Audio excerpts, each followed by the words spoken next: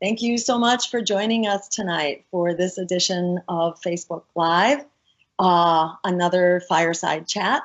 And I am really excited to bring to you tonight a wonderful, amazing, exciting millennial candidate for none other than Congress at this time when we desperately need a whole new politics and a new vision of the future. We have one of those visionaries right here with us. And this is my new friend, Kenneth Mejia, who is a 26-year-old activist and organizer, a former burner that went Dem exit, and now a vibrant and impassioned, inspiring Green. So welcome, Kenneth. Thank you so much for being with us tonight. Thank you for having me, Jill. Hello, everybody. All right. I would love, Kenneth, just to kick us off, for you to say a little bit about your background. You're 26, you've lived in LA all your life, I believe, and you were previously, I think, an accountant, if I have that right. Right. You can correct me if that's not quite right, or you can add some detail to that. But as I understand, you were someone who got very inspired recently and in the course of Bernie Sanders' campaign, and that led you through a rather rapid evolution to where you are now, leading the charge in your community for the things that are not getting done, for the crises that are just getting worse under Democratic rule or Republican rule.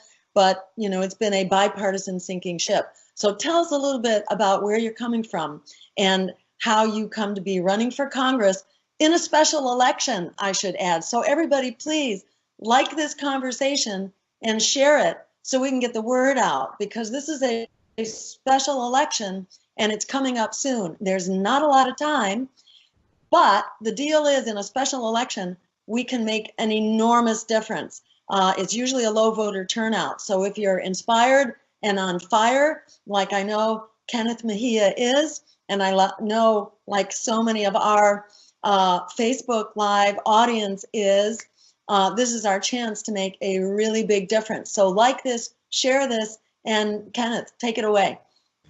Hello, everyone. My name is Kenneth Mejia, and I am running for Congress here in California's 34th Congressional District, which is here in Los Angeles. So I'll just tell you guys a little bit about myself and who I am and how I sort of got involved in the movement. So I am 26 years old. I was born and raised, LA County, and by a single mother who immigrated from the Philippines.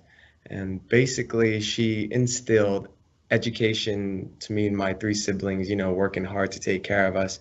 And because of that hard work and that sacrifice, I sort of took that with me, and I graduated college in 2.5 years when I was a month after my 20th birthday with a Bachelor's of Science in Accounting. From there, I worked for one of the top Big Four accounting firms as an auditor, and from there I received my certified public accounting license when I was 22, so I could practice public accounting in the state of California. And then sort of from there, I joined into the private sector and worked for one of the largest alternative investment firms, and I got to see firsthand, how lucrative the business is over there. And then something happened. I got involved in the political process. There was a man named Bernie Sanders who inspired me to get involved. I remember on Facebook watching some videos that my friend shared, and it showed Bernie Sanders talking about, helping the poor, helping immigrants, undocumented immigrants, people of color, single mothers, the LGBTQ community, people I saw growing up and that I cared about. And I never saw that in a politician.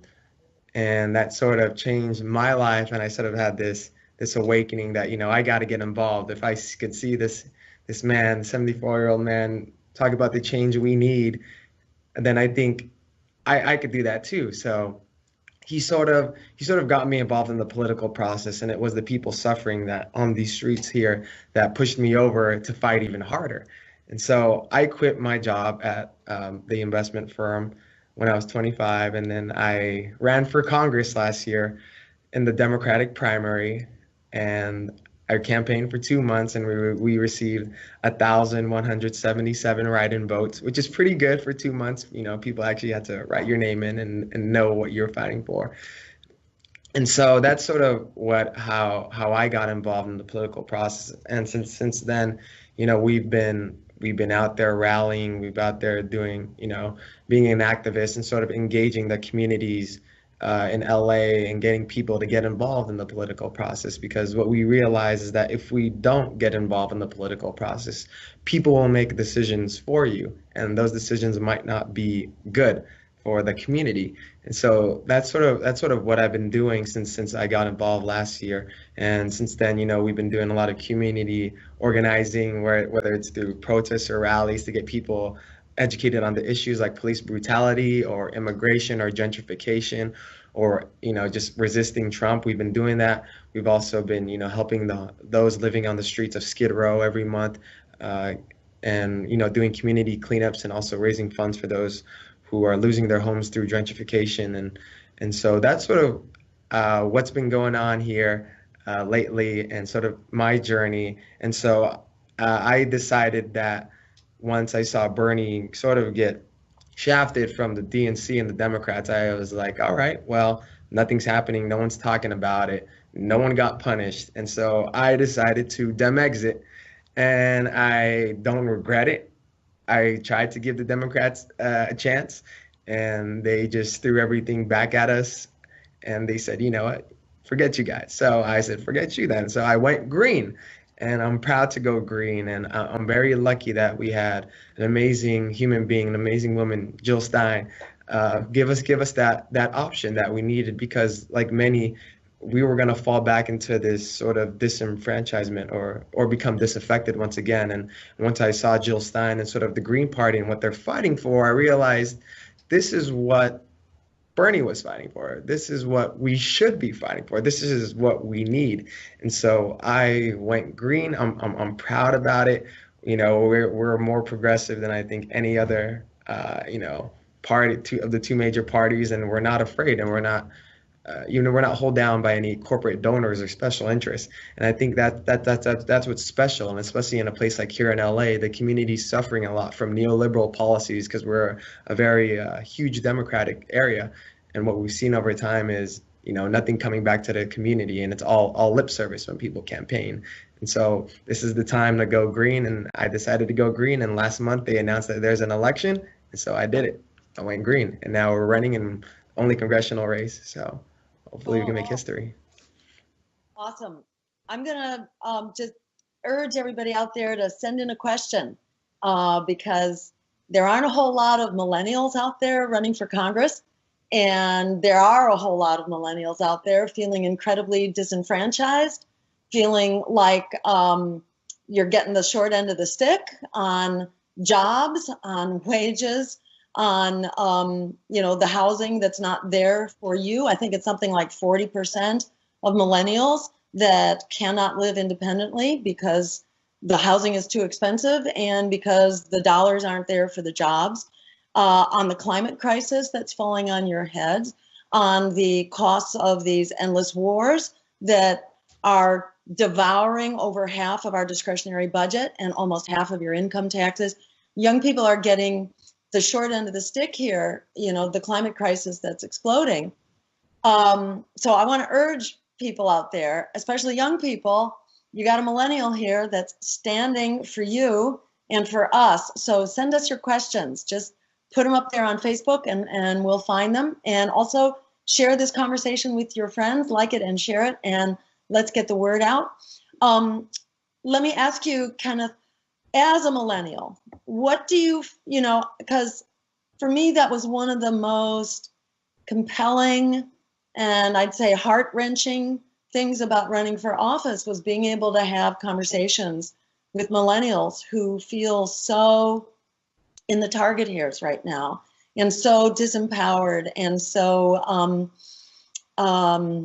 burdened by this crap that's been on you that you had nothing to do with causing, but you've got to deal with globalization, with with these global trade agreements, with the climate crisis, with the wages that are awful, the skyrocketing cost of healthcare, the cost of higher education, and student debt. For me, it was like the most compelling thing to talk to millennials who deserve to be running the show right now, who have the numbers, who have the energy, this kind of stage of life, vitality to be out there and kind of taking charge, but have been locked out systematically. So I'm curious, how are you relating to the community of young people out there? Are they discovering you? Are they lining up? And by the way, if you're out there and you have an interest in this campaign, you can join this campaign. You can sign up to volunteer. You can go to the website and contribute. And it is Kenneth 4 Congress.com, if I have that right. Mejia for Congress, the number. Oh, I'm so sorry. Congress.com. Mejia for Congress.com. Yeah. And MEJIA? Yep. Yeah. Okay, great. Yeah, for Congress. Yep. For Congress. Great. So tell us about, what's the connection to millennials in your campaign? Right. That's a good question. I think, being a millennial myself and sort of coming from that disaffected, disenfranchised youth who thought that everything was corrupt and the government never served us. I mean, it still does, but I think our campaign heavily relates well with our, our fellow youth. And like you said, we're entering into a phase where, the cost of living will be higher than our parents. We're entering into a phase where people can't get health insurance, where living costs are off the charts. In LA, you can't afford a place to live. You can't afford a place to buy a home. We're entering into a state of where our environment and our planet is getting, hotter and hotter because we're exploiting, fossil fuels and we're also fighting these wars that might escalate, especially with what's been going on lately, not only with Donald Trump, but what's been happening the last 8 years. And so it's very tough as well. And one big thing is the education component. A lot of kids are still in student debt. A lot of them are going to college and they can't find jobs in an economy, or at least find a job that pays well. And like you said, people are in 1.3 trillions of dollars in debt, and it's crazy how that's the possibility right now. So that's sort of what we're fighting for, because the millennials now and the youth are struggling to find hope. It's there, but it's getting smaller and smaller as we see what's been happening with our government. But luckily, I think a lot of people are waking up, and I think that's what you and Bernie have done. You both of you have brought out the millennials to come out, and they sort of see this hope. And sort of through Bernie, I found hope, and through you, I found hope, and from others, like our team, we have high school students, college students, undocumented students who reached out to me and said, through you being inspired through Bernie and Jill, I'm inspired through you, Kenneth. And so it sort of has this pay it forward, or this contagious effect where what we're fighting for is bigger than ourselves, and they realize this is the time to stand up, and no one has ever seen that. And so the millennials are out here at full force. Awesome. And they're starting to chime in right now. So we got a lot of questions coming in, and I'm going to ask you kind of to do a lightning round here, so we can try to do as many of them as possible, and just give us a short answer. So Christine Robinette says, what an amazing journey. Yeah. And then Efren Moreno Jr. says, if you live out of state or out of LA, you can help by phone banking. Like Kenneth's page and get more details. And then Efren gives your Facebook page, facebook.com, Kenneth Mejia for Congress. Is that correct? Yeah, and that one's not the number four, it's FOR actually. Okay, great. Yeah. Great. Then Brian Chasby says, how do you plan to win over enough voters in a Democratic stronghold? Talk about your strategy for a minute. You see, that's a good question. In our district in Los Angeles County, our district was the only county that Bernie Sanders actually won, and we actually had a large amount of voters for Jill Stein as well. So it goes to show that the people in our district are ready for that change. And mind you, that Bernie is not really a Democrat. He's an independent. He's a socialist, and he brought people out. So I think people are ready for that, breaking that two-party system change. And from people we've spoken to in the past, like 2 months, they're ready. And half of the district is Democrats and half is independents. So we're really connecting with the issues and exposing. So Awesome. Colin Daybell says, can you explain a little more about the special election? What is it and why is it happening in 30 seconds or less? right. So the 34th congressional district, our Congressman Javier Becerra has become the California Attorney General.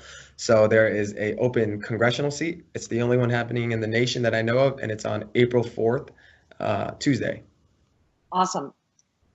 Jordan Thomas Hodges says, are you running for U.S. or California Congress? We're running for the United States Congress. And you would probably be the youngest member there now. Is that fair to say?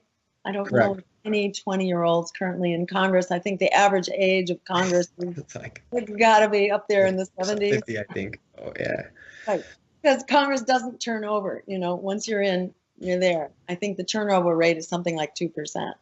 So we need to get some fresh blood into Congress. Onel Manuel Martinez says, did you get endorsed by Our Revolution? Why don't you talk about that? That's kind of exciting what's going on there. So our revolution is considering endorsing 4 candidates out of the 20 that we saw, and our name is there, and we're green, so that's amazing. So the fact that they see the change that we could bring, that's what we're doing. So if you go on our website or Facebook, you could find the survey and recommend us. So right now it's still in the recommendation process on who to endorse for the 34th congressional. So this is a great time for people to weigh in, right? Because anybody can fill out that questionnaire. Is that correct? Yeah, exactly. And everybody listening out there, if everybody goes to that questionnaire, we could see Kenneth kind of emerging as a favorite, and that would be really exciting. So Really? everybody go to Kenneth's webpage, and again, it's Mejia, number 4, Congress.com, and fill out that questionnaire. Karina Akri-Pais says, may you kindly elaborate on your view that the Democratic Party has a kill switch for progressive candidates? Now, I don't know if you've used that term. I've used that term, so maybe this is directed to me or you. I'm not sure. And Karina says, specifically, we need to know, finally, that there is no reason to try to reform the Democratic Party, as this has been attempted already for 30 years. We'd love to hear your views. Thank you. Do you want to speak to that? Right. So, I mean, there's a reason why I left the Democratic Party. They literally shut down Bernie Sanders, who was fighting for the change we needed. Just 2 weeks ago, 13 Democratic senators voted no on lowering prescription drugs. And then you also have Democratic senators voting in Trump's cabinet picks, and we're all preaching about like we got to resist and stop, but yet we're sort of enabling it. And not just candidates, not just Bernie getting shut down or Tulsi Gabbard getting shut down, but you see it through policy over the last 30 years that anything progressive that tried to pass, whether it's single payer, got shut down.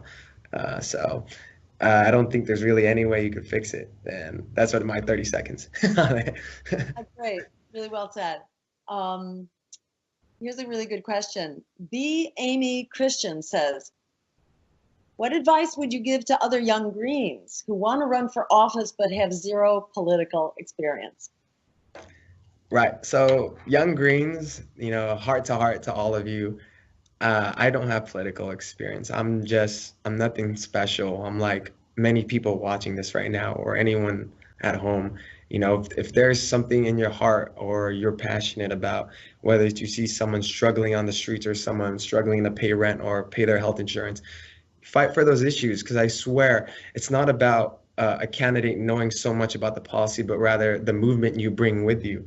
Because, what I tell people is it's not about us. If we could have millions of people standing up together and demanding the change we need, and it's something you're passionate about and millions of others are passionate about, they're going to be behind you. And that's the sort of reason why they made 25 the minimum age to run for Congress, because you're only one out of 535 people. And they know that you alone don't make all the decisions. That's why it's cooperative. It's a team effort. And you young Greens, you who are registered Greens, you're doing the right thing.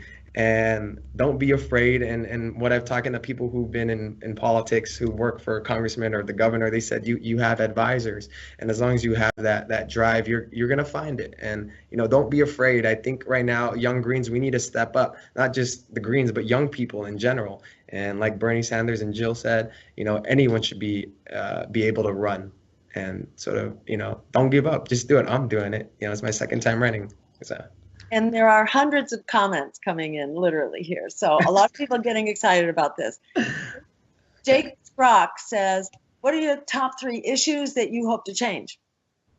Right. So one of our 3 top issues we hope to change is, number one, we want to make sure we have an economy that works for all of us, not just the 1%, because I believe that if we can fix the economy to make it work for everybody, you could sort of tackle a lot of other issues like crime, poverty, not having money for health insurance or whatnot. So the economy is a big one. And number 2 is education. I think we really need to revamp that. We need to have tuition-free public college and university. And we also got to take care of, pre-K as well, those younger than 4. And we also need to cancel student debt. And that's big. And the third one would be immigration. We need humane immigration reform. As you know, under both Democratic and Republican leadership, a lot has been going on. Under the Democratic leadership, Obama deported, 3 million people. And right now, during Trump's administration, there's so much going on with the bans and whatnot. So those are the 3: economy, education, and immigration. Miriam Melinda Mara says, yes, Kenneth Mejia is running in my district. So exciting. So be sure to sign up. Get out there. We need you to knock on doors. If people aren't in the district, we need you to help with phone banking. We can make this happen because, there are 2 Green candidates right now for special elections in March and in April.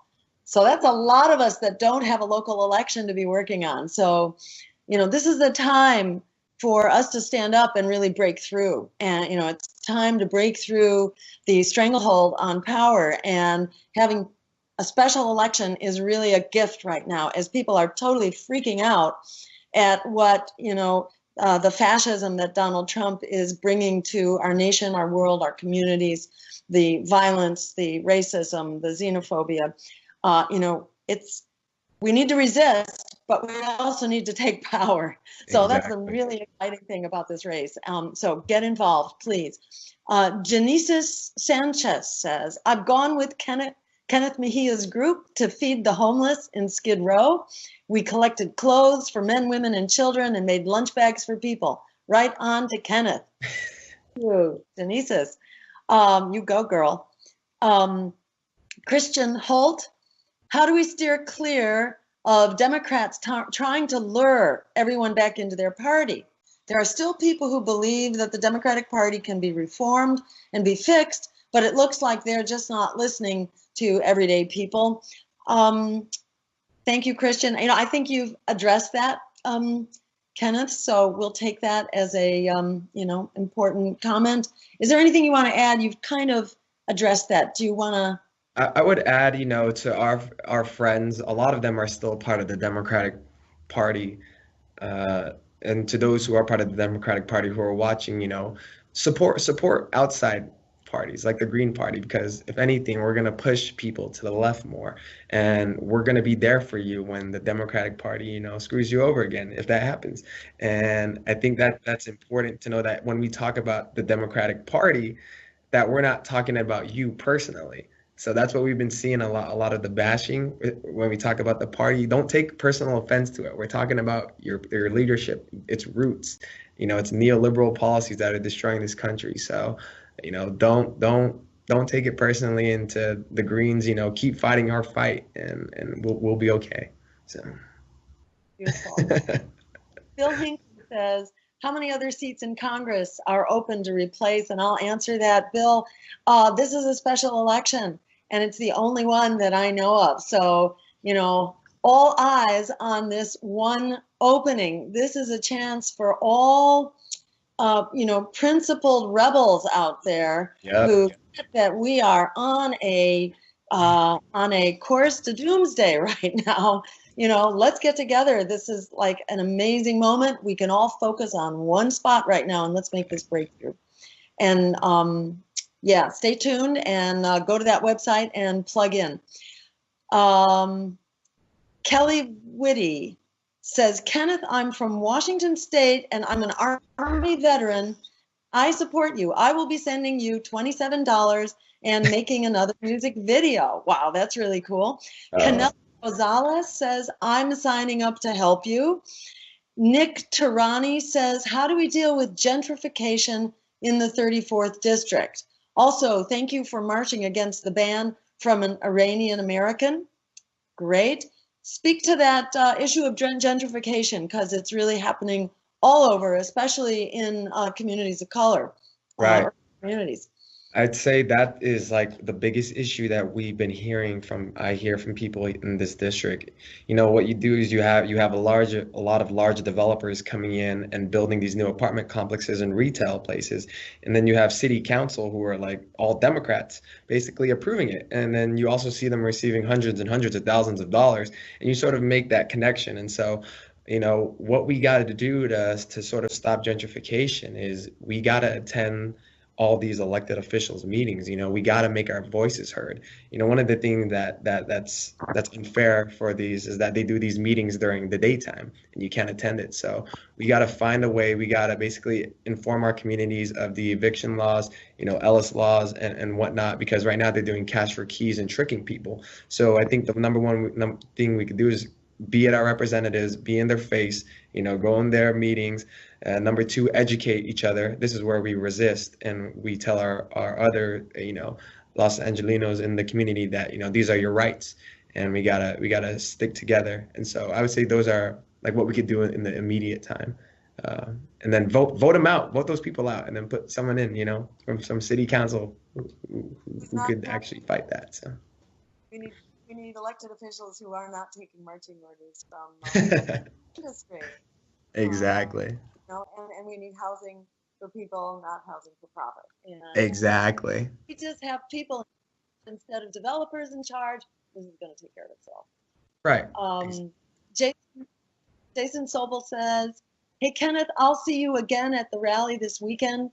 What's your position on rideshare companies like Uber and Lyft in the wake of the Delete Uber controversy and Lyft's $1 million donation to the ACLU? Seems pertinent to the 34th congressional district, with Uber having, changed their pricing to try to help break the taxi driver strike against, I think that was in New York, where the taxi drivers went on strike to support, the uprising and the protests against the Muslim ban. And so they were striking in support of this, in support of this demonstration, and Uber moved to try to break the taxi driver strike. So you got any comments about that?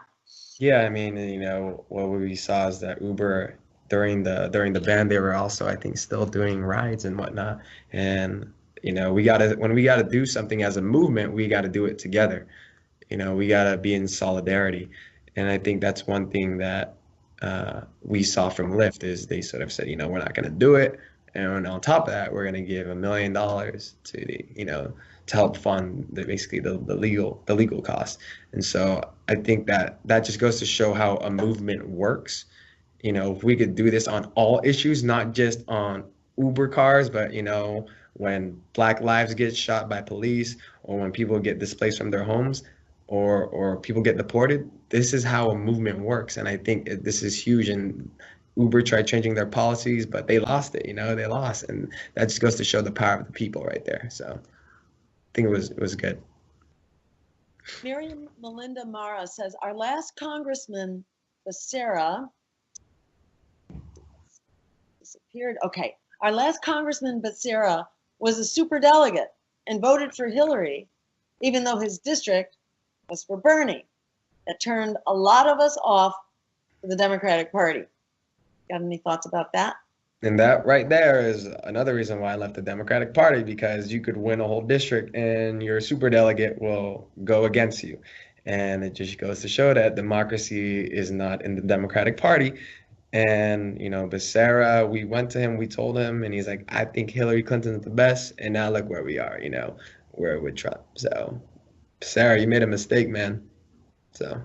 That's right. And remember that Trump and Ben Carson, all the kind of really extreme Republican candidates were part of the Democratic Party strategy, was to help elevate, to boost, and to tell their press to really take these guys seriously in order to get a fringe lunatic candidate running as the Republican and make Hillary's campaign easier. But it didn't work out like that. So it was like all this backstabbing that the Democrats were doing, came back to haunt them. So yeah, time for it's like we're out of time. Exactly. We are out of time, folks. The climate is crashing.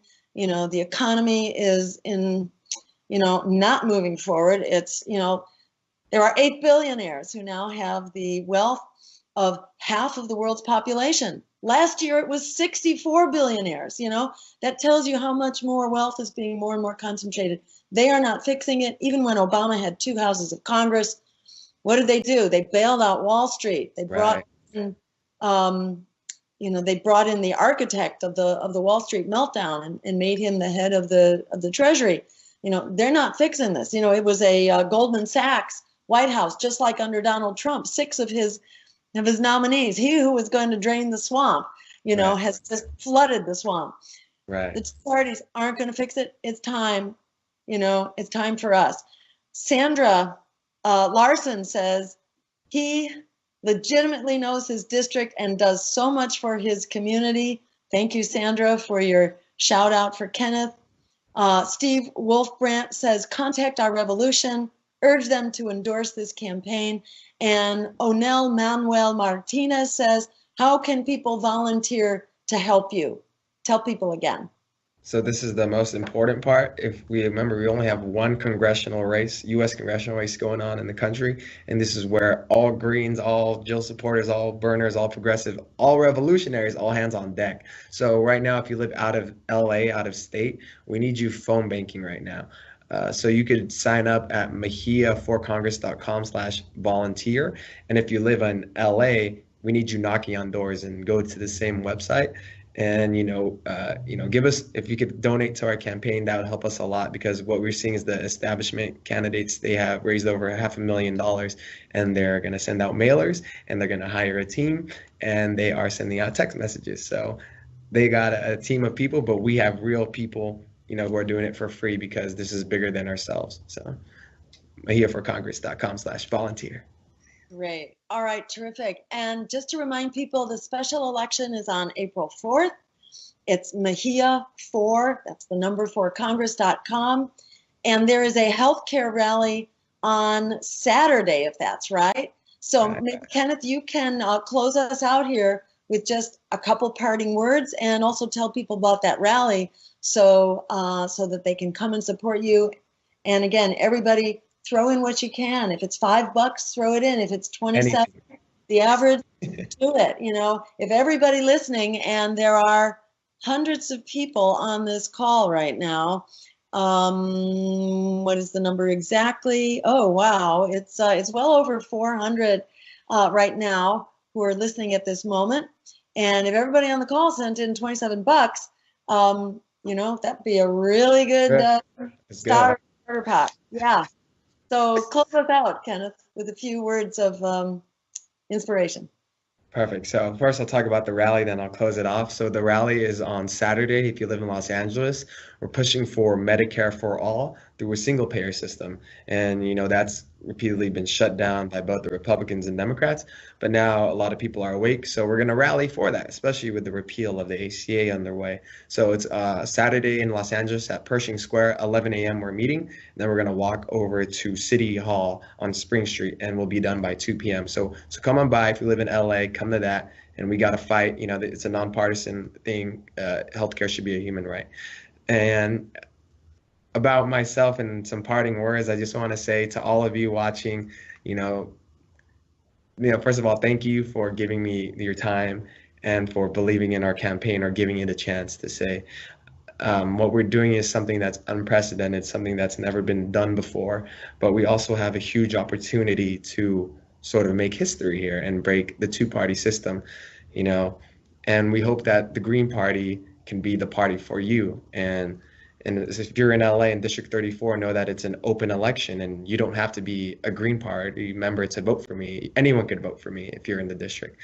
And what we're fighting for, are things that haven't been done by both Democrats and Republicans, and it's historic. And imagine if we won. Not only would a millennial be in there representing us, the youth, but also a Green Party member. What I tell people is our sons and daughters are one day gonna read in the history books, oh, in 2017, the first Green was elected, and it's gonna be history in the making. And we're really here for the people. Like I said, I don't have any political experience. I'm just a regular person. I still work 9 to 5, and I truly believe that if we fight together as a team, we can build a movement that can go beyond electoral politics. That's what we've seen with the civil rights movement, the women's rights movement. This is the time for that political movement that we need to have, and I believe it's here with the Green Party. And so that's sort of who I am and why I'm running. And I hope you guys reach out. Please volunteer. We really need your help. We have 63 days left. So if you could phone bank at least 1 hour a day for the next 2 months, that's going to help us win.